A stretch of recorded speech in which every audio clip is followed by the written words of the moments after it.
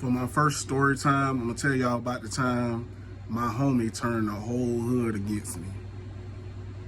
And I'm gonna change up the names. And this is far from the name, but the character name is Doug. That's what I'm gonna use to talk about the homie. So for those who don't know, I grew up Fort Myers, Florida, and I grew up in mainly two areas. One called John Walker's, aka the Shack, and then the other area was 2nd Street. That's where that's where I mostly in my heart, 2nd Street. But at this time, I'm living in the Shack. So I had a homeboy, his name, we're gonna call him Doug, for the protection of himself, in the sense of, I don't want nobody thinking about, because if I describe him, people from that area gonna know what I'm talking about. So we just gonna call him Doug. Doug was a bit older than me. I would say I was probably 5 at the time. And so Doug was cool, I think Doug might have some mental situations going on, but you ain't think about it as a kid. Everybody just cool with everybody, and I kind of always been cool with people like that. Maybe somebody had autism or something like that. I don't know, it's just something that creates a bond between me and them. But me and Doug was cool. He was a couple years older than me. I was probably 5, so he was probably 8, maybe 9. And you know how, back in the day, everybody used to be outside. So we was outside on the playground, on the swings.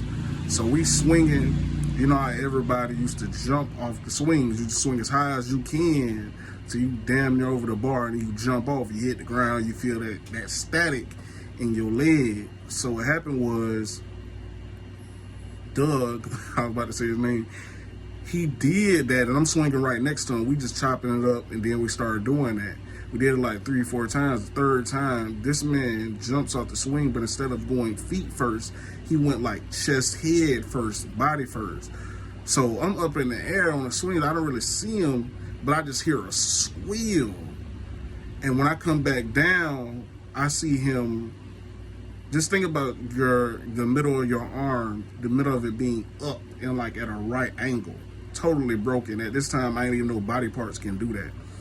So I saw this happen to him, and they yelling to get his mom. Somebody ran and got his mom. She came out there yelling, and she was the rest, obviously, helped him up and stuff like that. And I'm just watching from the swing, just mouth open, just in shock. I'm in 100% shock. And in the playgrounds, they used to have the pebbles that used to be the foundation of the playground. So how he turned the hood on me was, his mom came back a week later and said, we need to pay for surgery. She can't beat on my mom, though. So I'm we was what? We need to pay for what? For what? And I guess he had told her, and she was led to believe that I had somehow pushed this man off the swing. That was my first big betrayal, because I learned people lie for no reason. There was no reason for him to lie. I was his homie. And that just taught me a lesson about trusting people, but it turned me against the hood, because now everybody looked at me, because they rocked with him in a way, and they already wanted a reason not to rock with me, because I was different, and y'all hear about them in my other stories about how it was different from the rest of the hood. But that was just my first interest of betrayal in life. It was a big thing, but that was a big betrayal, because I learned people lie for no reason. But y'all stay tuned, man. More story for y'all coming up.